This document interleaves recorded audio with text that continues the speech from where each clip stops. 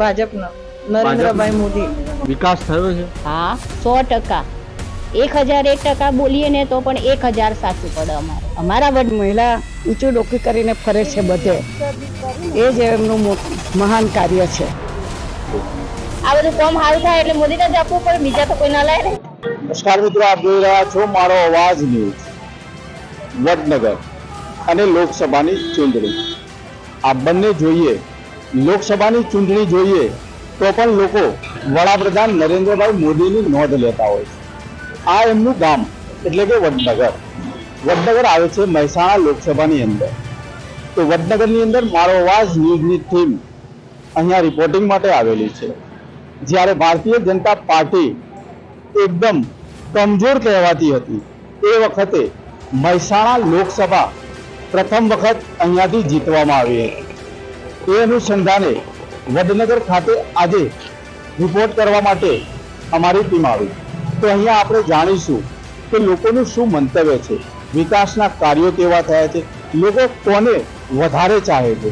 Bharatiya Janata party, Congress, આમ આદમી party પણ હવે ગુજરાતમાં આવેલી છે.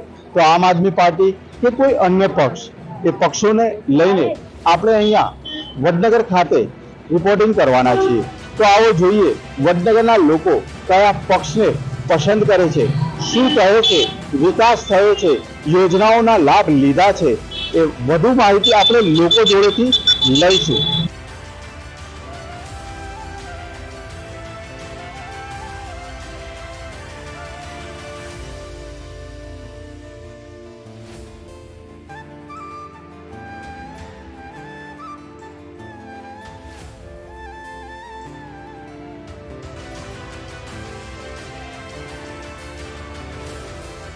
શું નામ છે આપનું? મિતિકા. મિતિકાબેન, અહીંયા લોકસભાની ચૂંટણી હવે તૈયારી થઈ ગઈ, તારીખ બી આવી ગઈ છે, તો કયા પક્ષને તમે વધારે પસંદ કરો? અમે ભાજપ પક્ષને વધારે મહત્વ આપીએ છીએ અને એ પક્ષ જ આવશે અને એ સારું કરશે કામ. બધાને એનો અનુભવ છે, અત્યાર સુધી સારા કામ કર્યા છે અને કરશે જ. મહેસાણાની અંદર તો હજુ ઉમેદવાર જાહેર નથી કર્યા ભાજપ પક્ષે, તો તમે કેવી આશા રાખો છો કે કેવો ઉમેદવાર આવશે? મહિલા આવી જોઈએ કે કોઈ અન્ય પુરુષ આવવો જોઈએ?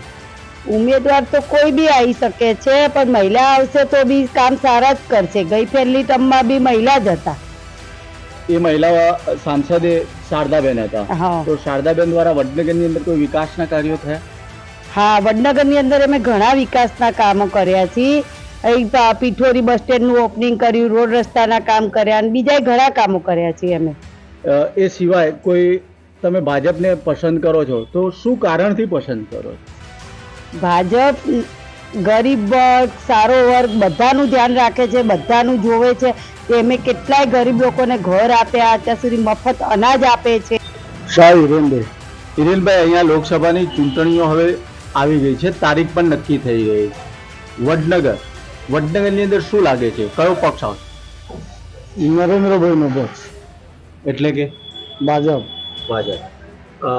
હજુ ઉમેદવાર જાહેર નથી થયા, તો શું કહેશો, કેવો ઉમેદવાર તમે માંગો છો? ઉમેદવાર તો આપણે એવી આશા રાખીએ કે ભાઈ હવે નરેન્દ્રભાઈ જેવું કામ કરવા વાળો આપણને ઉમેદવાર મળી જાય. આના પહેલા શારદાબેન હતા, તો શારદાબેને વડનગરની અંદર કોઈ કાર્યો કરે? હવે એવું તો કોઈ ધ્યાનમાં આવતું નથી અમારે તો વેપારી તરીકે, કારણ કે આપણે બહુ રાજકારણમાં એટલો બધો રસ લેતા ન હોઈએ, એટલે એમને કામ તો કર્યા જ હશે, એટલે જ એમને બીજી વખત રિપીટ પણ કર્યા હતા. સાથે સાથે અહીંયા બેરોજગારીનો મુદ્દો કે રોજગારીનો કઈ મુદ્દો એવો કઈ? બેરોજગારીનો મુદ્દો તો જેને કામ કરવું હોય એને કામ તો મળી રહેતું હોય છે, કામ કરવા વાળા જોઈએ. તો આગામી આ લોકસભાની અંદર કયો પક્ષ વિજયી થાય એવી આશા રાખો? આપણે તો ભાજપનો પક્ષ નરેન્દ્રભાઈના નેતૃત્વ હેઠળ વિજય બને તેવી આપણે આશા રાખીએ. શિક્ષણને લગતા કોઈ કાર્યો વડનગરની અંદર થયા? શિક્ષણને લગતા સારા એવા કાર્યો આપણે વડનગરની અંદર કોલેજો આવી છે, સ્કૂલો નવી નવી ખુલે છે, કાર્ય સારા થાય છે. સાથે સાથે આરોગ્ય મંત્રી પણ મહેસાણા લોકસભામાં આવે છે, ઋષિકેશભાઈ પટેલ. તો ઋષિકેશભાઈ પટેલ દ્વારા અહીંયા કોઈ કાર્યો થયા હોય એવું આરોગ્યને લગતા? આરોગ્યને લગતા તો હજુ આજે પેપરમાં છે કે ભાઈ અહીંયા આગળ વડનગર સિવિલની અંદર કંઈક છેલ્લા 12 મહિનામાં કંઈક અમુક બોટલ જોઈની ને એની એમણે એકત્રિત કરાવી છે, એવા કાર્યો એ કરી રહ્યા છે.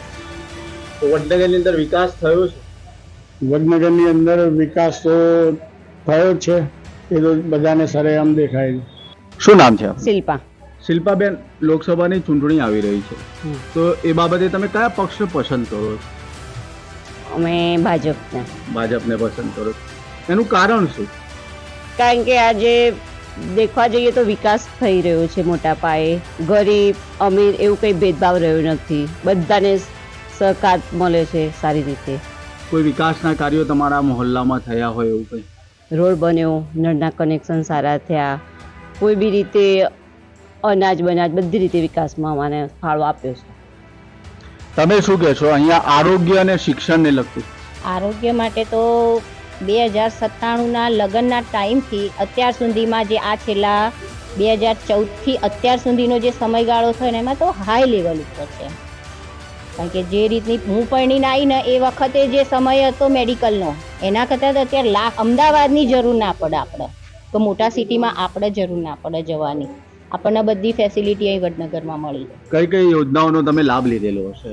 એ તો હવે યાદ ના હોય મને. યોજનાનું અમૃતમનું, પછી આ કંટ્રોલમાં જે રાશન આપે છે એ, બરાબર, અને છોકરાઓના ભણવા બાબતે ઘણો ફેર પડ્યો છે એમ.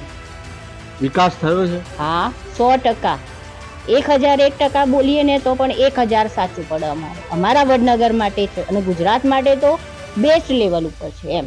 આ સિવાય ભાજપે 400 કે પાર એવું એક સૂત્ર આપેલું છે, પરફેક્ટ. તો એ બાબતે શું? પૂરેપૂરી 400 ઉપર. 400 ઉપર 100%. શું નામ છે આપનું? રમીલાબેન. રમીલાબેન, શું કહેશો લોકસભાની ચૂંટણી આવી રહી છે, તો કયા પક્ષને તમે વધારે પસંદ કરો? હું ભાજપ પક્ષને વધારે પસંદ કરું છું, અને હું નરેન્દ્રભાઈને. તો હજી તો અહીંયા કોઈ ઉમેદવાર જાહેર થયા નથી, તો કેવા ઉમેદવારને તમે વધારે પસંદ કરો? હું નરેન્દ્રભાઈ જે ઉમેદવાર પસંદ કરે એ અમારા માટે બરાબર છે. મહિલા ઉમેદવારો પાછળ લોકો વધારે મંતવ્ય આપી રહ્યા છે, તો એ બાબતે શું કહે? મહિલાઓને ઘણા બધા લાભ મળ્યા છે. આજે અનામત પણ મહિલાઓને એટલી મળી છે.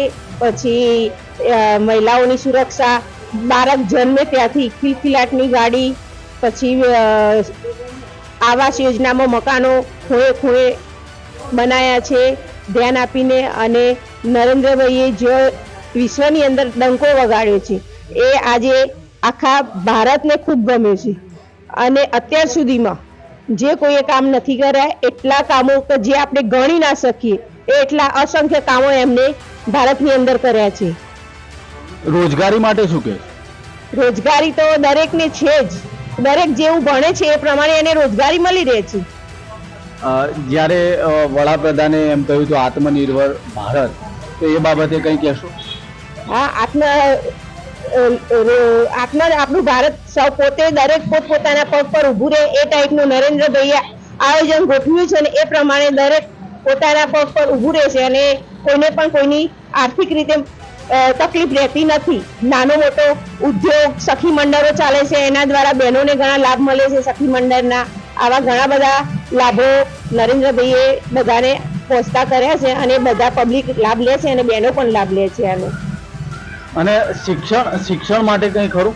શિક્ષણ તો આજે આપણા ગુજરાતની અંદર જેટલું ગણો એટલું, સૌથી વધારેમાં વધારે શિક્ષણ ગુજરાતની અંદર અને દરેક આખા ભારતની અંદર શિક્ષણ ઉપર નરેન્દ્રભાઈ બહુ ભાર મૂક્યો છે.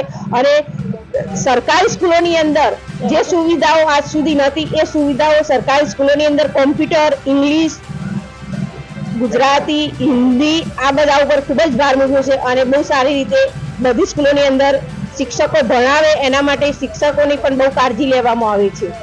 દક્ષાબેન પ્રવીણભાઈ ચૌધરી. ક્યાંથી આવો છો? ખતોડાથી. શું કહેશો? હવે લોકસભાની ચૂંટણી આવી, હા. તો તમારા અંદર વિકાસના કામો થયેલા છે, હા, થયેલા છે. તો તમે વોટ કોણ આપવા માંગો? મોદીનું. મોદીને. હા. તો કેવા કેવા કાર્ય અને તમે કોઈ સરકારી લાભ કે એવું કંઈ લીધેલું છે? તો હા, લીધેલું. અને આ ખેતીવાડીના 2000 મળે છે. 2000 ખેતીવાડીનું. હા. અને એ સિવાય આરોગ્ય માટે કંઈ? બીજું બધું સારું જ છે. તો મોદીને આપવાનું કારણ શું? આ બધું કામ સારું થાય એટલે મોદીને જ આપવું પડે, બીજા તો કોઈ ના લાય ને. કોંગ્રેસનું શાસન જોયેલું છે તમે? હા. તો એ ત્યાં એવા કાર્યો થતા હતા એ વખતે? ના, એ તો ખબર નહીં હો મને. એ તો મોદી કરે એ જ ખબર છે. સુરેખાબેન પટેલ, ક્યાંથી આવો છો? બરોડાથી. શું કહેશો, વડનગરમાં અત્યારે ચૂંટણીનો માહોલ જામેલો છે, આપ હા. બહારથી આવો છો, શું લાગે છે તમને? અમને તો અમે વડનગરમાં આવ્યા છીએ, બહુ સરસ બધું અમુક મંદિર, હાટકેશ્વર મંદિરના દર્શન કર્યા, પછી નરસિંહ મહેતાની ચોરીઓ, તાનારીરી, બધું કેટલો બધો સરસ વિકાસ થયો છે વડનગરનો, અને ગામડાઓના રોડ પણ એટલા બધા સરસ કર્યા છે ને મોદી સાહેબે કે અમે તો ખુશ થઈ ગયા બધું જોઈને. આગામી લોકસભાની ચૂંટણીઓ આવે છે, હા. તો કઈ સરકાર આવે તો અમને તો ભાજપ સરકાર અને મોદી સાહેબને જ વોટ આપવાનો છે. એટલે મોદી સાહેબને જોઈને આપો. હા, એમને જોઈને બહુ જ વિકાસ કર્યો છે, બહુ જ સારું, બહુ જ સારું. એમ મોદી સાહેબ છે તો મુમકિન છે. શિક્ષણને લઈને શું કે? એ પણ બહુ સરસ, વડનગરમાં પણ જો સરસ મેડિકલ કોલેજ બનાવી છે, જોઈ સિવિલ છે, બહુ સરસ વિકાસ કર્યો છે મોદી સાહેબે. તાનારીરી, અમે તો હાટકેશ્વર મંદિરના દર્શન કર્યા, પછી સમેળા તળાવ જોવા જઈશું, નરસિંહ મહેતાની ચોરી, બહુ જ ખુશ થઈ ગયા. સંસ્કૃતિ જ આપણી અહીં છે વડનગરમાં, એવું અમને તો લાગે છે. બરોડાથી આવ્યા છીએ. પણ તમારું નામ શું છે? પટેલ વિનુભાઈ ઈશ્વરભાઈ. વિનુભાઈ, તમે બરોડાથી આવો છો, એટલે બરોડાની અંદર એક્ઝેક્ટલી શિક્ષણ કેવી રીતે હોય છે અને કેવું હોય છે? બરોડાની અંદર તો MS યુનિવર્સિટી છે, પારુલી યુનિવર્સિટી છે, ઘણી બધી સંસ્થાઓ છે, અને મોદી સાહેબના આવ્યા પછી તો તમામ પ્રકારનો વિકાસ થયો છે. એવી રીતે વડનગરની અંદર પણ વિકાસ કરેલો છે. મોદી હૈ તો મુમકિન હૈ, એટલે મોદી સાહેબ જ આવવા જોઈએ, ભાજપ સરકાર જ આવવી જોઈએ, અને એને જ વોટ આપવો જોઈએ. આ વખતે નરેન્દ્રભાઈ મોદી એટલે કે ભાજપ સરકારે 400 સીટનો ટાર્ગેટ આપેલો છે, તો એ બાબતે શું કહે? 100% 400 ઉપર જ આવવાની સીટો. અમને આત્મવિશ્વાસ છે, અને બધાને આત્મવિશ્વાસ છે કે મોદી સાહેબ જ આવવા જોઈએ, ભાજપ જ આવવી જોઈએ. મોદી સાહેબ જ આવવા જોઈએ, ભાજપ જ આવી જોઈએ. હવે હું તમને કહીશ મહિલાઓ માટે, તો મહિલાઓ માટે આ સરકારે શું શું કર્યું, શું લાગે છે તમને? મહિલાઓ માટે પણ ખૂબ જ વિકાસ કર્યો છે. મહિલાઓનો જે પાછળ એ હતો તે આગળ આજે મહિલા ઊંચું ડોકી કરીને ફરે છે બધે, એ જ એમનું મહાન કાર્ય છે. તમે શું કહેશો મહિલાઓ માટે? મહિલાઓ માટે તો ઘણો વિકાસ કર્યો છે. 181 પેલી બોલાવીએ અને તરત આવી જાય, અને બધે મહિલાઓને હા, બેનો અને લક્ષદ્વીપ પેલી એ કરી છે ને યોજના, બેનો લક્ષ દીદી યોજના કરી છે નરેન્દ્ર મોદી. મહિલાઓ રાત્રે અને આરામથી નરેન્દ્ર ફરી શકે મોદીમાં છે. તો અમે અમારા બરોડામાં મહિલાઓને કોઈ જાતની બીક નથી, અમે આરામથી બહાર ફરી શકીએ છીએ. એટલું અમારું એ છે મોદી સાહેબનો.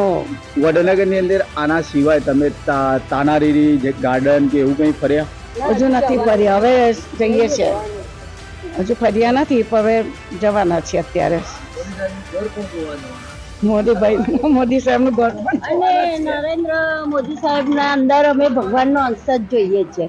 અને નરેન્દ્ર મોદી સાહેબનું રિઝલ્ટ હોય ને તે દાડે તો અમે ભગવાનને બહુ પ્રાર્થના કરીએ કે નરેન્દ્ર મોદી જ આવવા જોઈએ, ભાજપ આવવી જોઈએ.